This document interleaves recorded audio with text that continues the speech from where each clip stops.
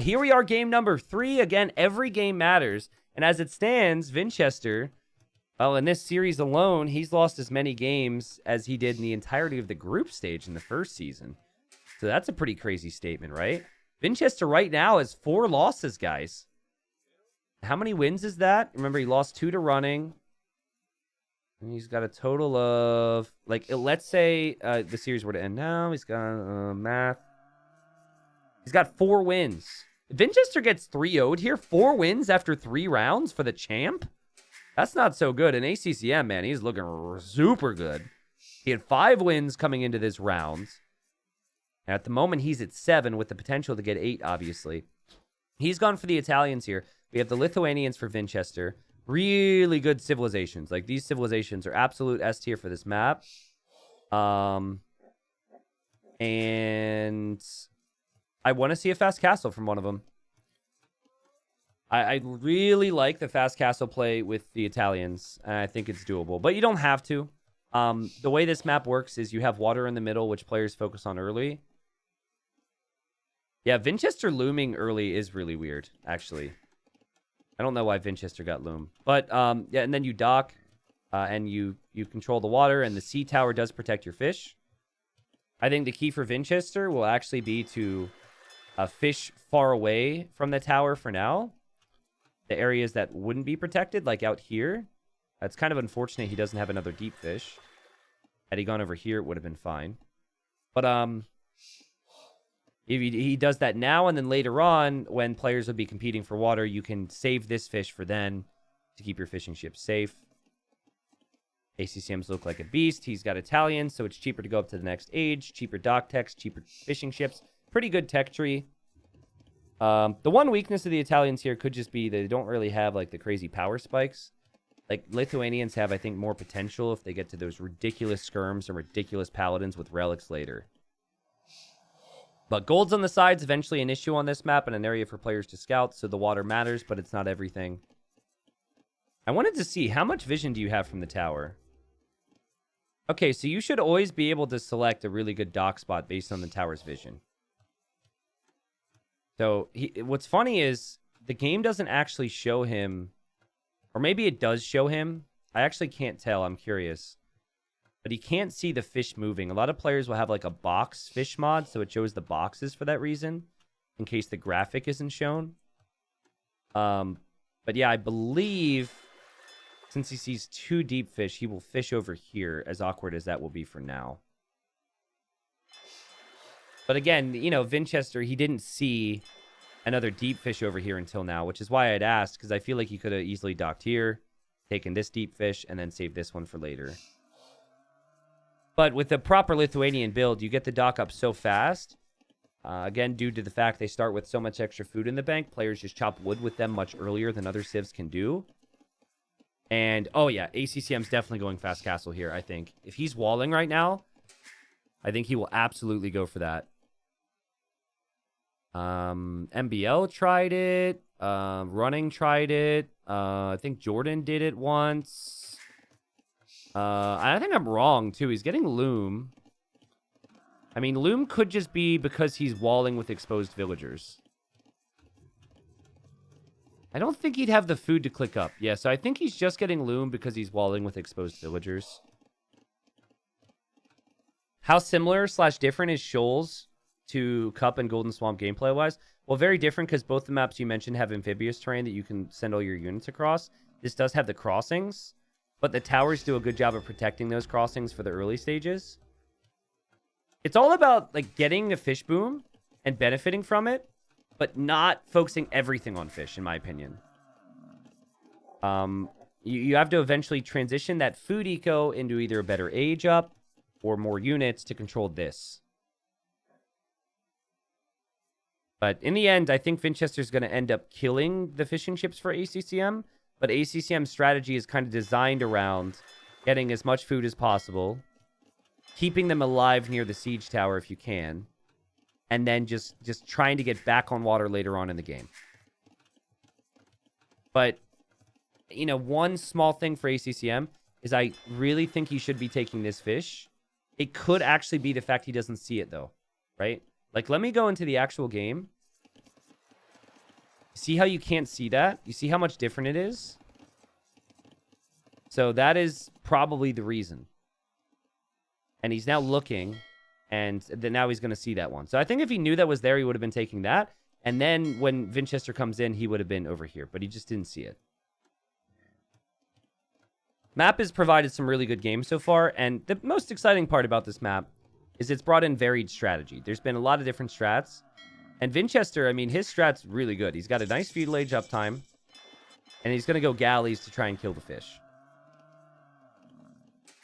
But look at all the water buffaloes still remaining here for ACCM.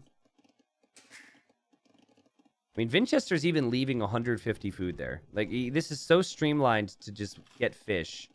It's crazy. I think ACCM would have expected this from Vinch. This is the more predictable approach. Especially now that he's seen Vinchester's up already. And neither scout took any damage from the sea tower. There is a slight chance that ACCM could lose his scout to Vinchester's scout. He just saw Vinchester's scout. And so he's going to loop through the middle. Yo, what a play. This scout's looking for him. He's going to come home through the middle, I think. Oh, that's sneaky, man. All right, so the play should now be Blacksmith Market. Again, I've seen this build a couple times. I'm a big fan of it. And then you expect to lose your fish. But what ends up happening on this map is the player who's not going, or the player who's going to win water, is they add more fishing ships. So they'll sometimes go all the way up to like 10 fishing ships because they figure why not? He's not contesting water. But because Italians have the cheaper age up and because of the cheaper dock techs, they just come back on water and kill all those extra fish. Vinchester already has 6 fishing ships though, so it is possible he might not add a lot more. There's a fire galley, though, and there's the sea tower. Risky move for Vinchester, but he wants the fish so badly. He's lost a galley. He could lose another galley, actually. I think all things considered, ACCM won't hate his position that much. And still desperately trying to kill a weak galley there and decides to back away. There's the second dock. Yo, man. This is going to be really good, man. This is so good. I'm such a big ACCM fan. Like, he's playing this map, at least this particular build, I think, to perfection. And then where's he going to build the second TC, guys? Any guesses? Zoom. Right over there. Faster to castle age for his second TC. Still able to compete on water and not just giving it up.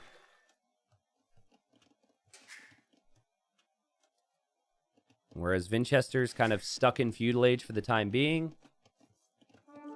He did get I can't speak. Did get housed, I noticed. ACCM kills the weak one. We'll see if he micros back here. And of course he micros back to his sea tower. Really clinical stuff for ACCM. Sea tower's strong too, which is why I think more and more people should be trying to go. Nice job finally by Vinch to get the final fish. I think more and more people should be trying to go fast castle. Italians makes a lot of sense because it's cheaper to go up to the next age in the dock decks. Mongols because of the hunt bonus. Lithuanians even because of the starting food. These villagers now, they do need to fight the crocodiles off. That is a feature of this map. Here's the positive, though, for Vinchester, okay? I'm going to check now and see resources collected. It's going to look really good. So the positive for him is that he didn't go crazy YOLO and add more fish. So he's had the 6 fishing ships. The negative is, I think he's just going to lose all of it. Like, I genuinely think he will lose all of it. But at least he gained a lot from it. And, you know, he is still in a position to scout the map and see exactly what his opponent's doing. And he hasn't confirmed it yet, but he might have an idea and could maybe pressure that later on. But upgraded fire ships, I know there is a sea tower, but they are just so deadly against feudal age galleys. And ACCM might even pull back the weak fires here, too. That looks intentional. It's a runner here to dodge the arrows. Another runner. So good. I'm probably sounding like the biggest ACCM fanboy ever, but how can you not appreciate how good he's playing right now? Sea Tower is super strong, though. Sea Tower's much more effective than maybe even ACCM was expecting here. And Vinchester might hold on to some water control. Normally what players do, though, is they just snipe the fishing ships. They don't actually care that much about the Navy. So I'm a little surprised by that, as we do have 2 TCs for ACCM. Worth reminding you guys. So he's at 31 villagers. It's only 28 villagers for Vinch. Vinch's scout is here. Just killed ACCM scout. That's important. And it feels like the natural move for Vinchester would be to actually go to the right side. So this could be an epic battle in the long term. Now we have the War Galley upgrade for Vinch. Would love to see a demo or 2. So he's going to upgrade his ships. No Bod Canero coming in for him. So these galleys won't be that effective. It's more to have his own fires. But we've got demos. And can you take care of these demos here, Vinch? That one didn't land. It does land in the end. This demo comes in. That one does not land either. These villagers have to be careful. It just seems like the upgrade just came in very late here for Vinchester. Not the timing he would have maybe wanted. But, I mean, he's got 3 fishing ships, 4 fishing ships. That's still okay. And he drops the second town center as well. He drops it on the stone, too. That could be intentional. We have to pay attention on how much stone he mines. Because you'll notice ACCM is also mining stone right now. ACCM will be even extremely hesitant to add monks here, guys. It's a big talking point. Just one scout being out there. Doesn't matter how much HP that scout has. Monks aren't going to want to get relics. And that's something you want to do against the Lithuanians. But there's the 3rd TC for ACCM. Again, I think it's intentional to build that right there on that stone. Also, an outpost could be useful here for ACCM. Clearly thinking about that. Just to know if there's any siege pressure coming in. I think it's very likely that Vinchester's going to get a lot of relics. But do you really want to be going cavalry long-term against the Italians that have the Genoese crossbowmen? I actually think it's okay. Like, if you go all in, if you go Knight, Treb, it's really tough for Italians on this map because people will castle the sides where the gold is and go fast imp pressure. But they don't have time if they have to go for their own Trebs to really mass the Genoese crossbow. Like, this isn't a map where unique units thrive all that much. So I think the Knights could really dominate. And also Italians do not get Halberdiers, so they don't have like a really strong, exciting counter. Excuse me. Yeah, they really don't have a strong, exciting counter otherwise. And the unit also produces pretty slow. And, you know, ACCM, he might have that villager lead, and that's something. But no Castle Age wood upgrade, no horse collar. Vinchester's got the wood upgrade. He's got horse collar, 3rd TC coming. And also could convert this villager. That should be a delete. Yep, she does not want to switch sides. But that's going to be relics now for Vinch. Will be some relics on this side for ACCM as well. ACCM still not giving up on water because the sea tower can go down and... Oh my goodness, that was huge. The sea tower can eventually go down in these numbers. And if that goes down, then your docks could go down and everything else can go down. And I don't think Vinch expected that. Right when Vinchester feels like he's got it on water, that something like that happens. But he's snagging relic number 2. And it's very likely he will get relic number 3. I think Vinchester's position's very strong for the Lithuanians. The food eco should be flying. The main thing for him is, can he get access to gold? I believe the next move should be for him to town center a gold. And here he comes. But he hasn't scouted this area. So he's just kind of hoping his opponent isn't over there. And I don't know if I'd want to place a TC if I saw all these houses and outposts, but it might be too late to consider going to the right side. Remember, he's still got some gold, plus he's got the relic gold income. But if I saw this, I'd be like, I don't know. But he does it anyways. So yeah, I mean, you need to bring some army over here. But ACCM already has monks too. I mean, it's just not a great feeling for Vinchester. Do we see Atonement, possibly, from Vinch? If he sees enemy monks, he doesn't really have a scout over here. These villagers are just going to switch sides. Alright, that's something. And that guy just goes right back to building the TC. It's not bad. It's like when you leave your job and then realize, maybe the grass wasn't greener on the other side. And you go back. says the streamer. We're going to see some big booms here, I think. Let's see where the demo's positioned. If it's in front, it gets sniped by the tower. If it comes in afterwards, it normally is going to have a good connect. We do got demos back here from Vinch, too, though. And it's ACC. I'm not paying attention this time. It's some big booms. Actually, Vinchester even being patient and not using it there. But there is a castle there. And Vinchester, you need the other side now. He is over here, but ACCM can see it. Yeah, buddy, I would leave. And also, there is atonement for ACCM, so... Does he have monks over here at all? Adam, the games have been incredible. Like, the games in this series have been top-notch. This series has been just unbelievable in terms of the level ACCM has brought, but Vinchester played so good, too. I don't want to take anything away from him. He just hasn't been able to get the wins. Monks even getting fervor for the speed. I like monk techs. Monk tech's underrated. I like it. Now, this castle going up is something ACCM sees. Oh, no, he doesn't. I wonder if that was intentional from Vinch to build it far away from the outpost. I bet you it was. That's interesting. Uh-oh. These old men need to just end it. You're not as fast as the other old men, and your god is not as strong. Don't do this to yourselves, all right? Don't contribute to the other religion. Just leave. Okay, no, they're running. They're going to have friends. The scouts are coming out from Vinchester to counter this. And the Navy, actually. Speaking of Navy, ACCM, again, protecting his sea tower. One demo is going to come in. That's a boom, and clears it up. Okay, villagers get converted. Genoese crossbowmen are dying to villagers. What is happening?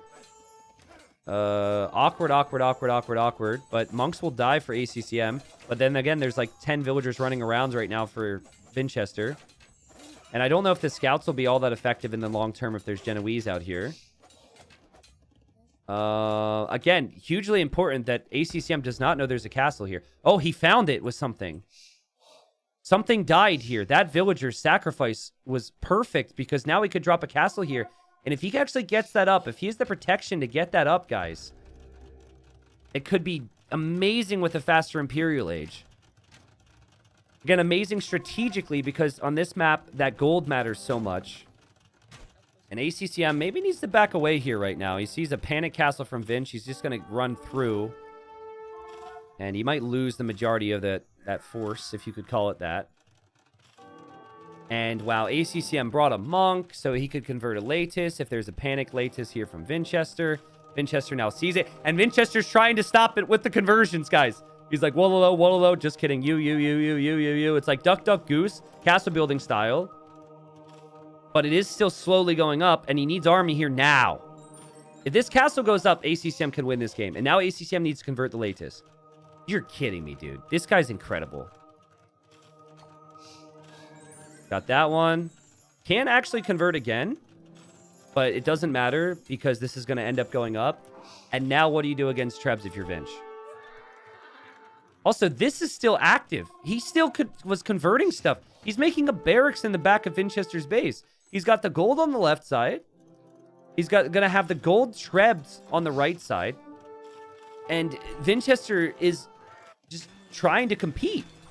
And look, he patrols in over here. Monk doesn't get a conversion that time. And ACCM's annoying barracks will not happen, it seemed. Well, it might happen. I'm just trying to keep Vinchester in his base and away from the sides right now. We only have fletching as far as blacksmith upgrades go for ACCM, and he only has 2 castles. He really needs to make sure that he keeps an eye on the stone count and always has stone income. But again, I've just been so impressed with ACCM. He knows the map, guys. Like, the strategy on giving up the water and taking the side early was so well executed. He has made this game look so easy, and Vinchester's playing insane Age of Empires 2 right now. Missing maybe ballistics, masonry. Those are all important techs to get. There's the university, so he's thinking about that. His economy is superior. And Vinch is imping. However, he will be later to the Trebs on this side, and he has no way of contesting the other side. First Treb is coming out now. And I think for Vinchester, you now have a question of what unit do you go for. So Vinchester's fallback here, he's got the eco for it, would probably be skirms. And skirms and bombard cannons. Now, the issue you can have at times, I don't know if it's necessarily seen as an issue, but sometimes you're so heavy on golden wood that you're just stuck on archer bombard cannon, and then a lot of skirmishers can counter you. So you just do need to be careful if you're ACCM that your food eco doesn't stay as low as that. But this is in like an ideal scenario, and I'm sure he's going to be seeding farms. Like that's probably not going to be much of an issue for him. Look at his vision, man. Also getting fast fire ship on the water, so he will probably take out the docks and the sea tower now. And maybe could even go cannon galleons from the water. ACCM is just an incredible player. And he's going to have an incredible position here. As Vinchester, I think, desperate, just kind of committing more towards Laetus. He does get extra attack for every relic that he has on his cavalry unit. So, you know, that I could see why you'd want to try. He also has a safe castle here. Also, this is happening. Okay, condos in the back, tower in the back. This is a nice little... This is the first time, actually, that Vinchester's been able to get a raid in. There he goes. Genoese crossbowmen are slow and have to run home. Nice job, Vinch. Vinch runs in to take the Trebs. Does he have a chance? Doesn't take them all.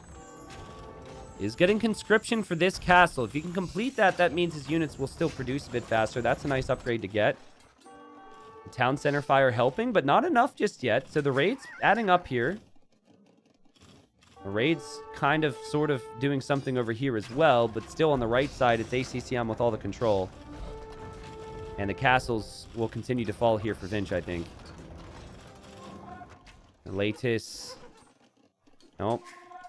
Not doing much more. Safe stone walls at home. And the GG's called. The GG's called. ACCM with a masterpiece of a game, man. Like, I think if there is going to be a meta, and I said to Dave last week, I think by the time we get to like week 4, week 5, ACCM's clearly already thinking ahead that Fast Castle will be more common. But he clearly understands this map.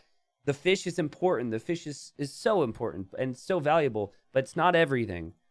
And so to give up the water, lose a couple fishing ships, and then fight right back on water to play into the second TC on the gold, to keep good vision on it, all these things, just looking so good for ACCM. He played an informed Vinchester today, and I'm not exaggerating. Like, Vinchester looks really, really good. And I think, you know, you can question maybe a couple of the Civ picks for Vinch. Like, I personally would have preferred to see him use Lithuanians on Cross, and then maybe use, like, Japanese here or something. But, I mean, even still, Lithuanians, it's like his very first pick.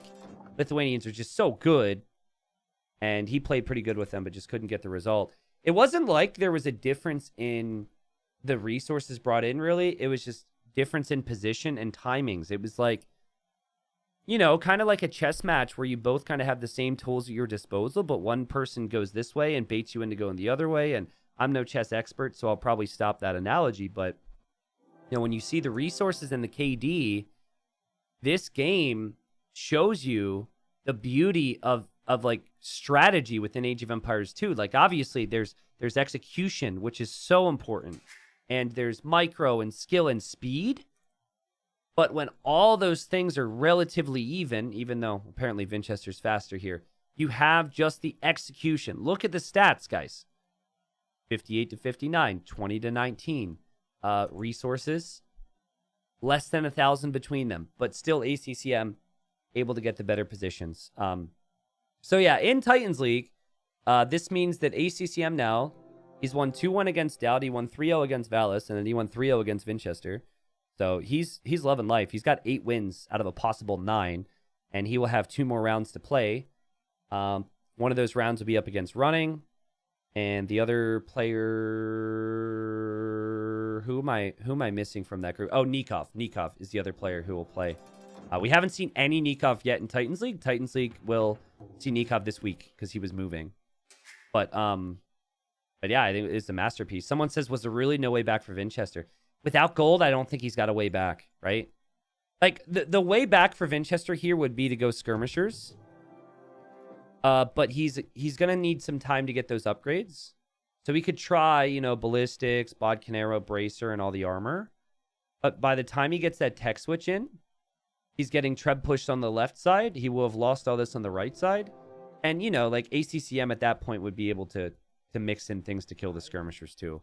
So yeah, I think it was the correct time to call it GG. But I hope people appreciate how freaking amazing that game was from ACCM. That is also like the beauty of this map. We got to see Feudal Age play versus a fast castle play. We got to see some monks. We got to see some cavalry. We saw some ranged units. We saw water at this time. TC's in this position. All different types of strats. One of the best performances I've ever seen from ACCM, honestly, in my entire life. So, yeah, exciting things. Exciting things. Obviously, Winchester as well in Titans League. Now, so he's got 4 wins after 3 rounds. And he has to play Nikov. And he has to play Valis. And Nikov could be coming in like a monster too. Like, oh man, I mean, didn't expect to see Winchester so low in the group. That's all I'm saying. Wait, and Winchester's, did I say he's got to play Doubt? Doesn't he have to play Doubt? I forget what I said. Anyways, GG.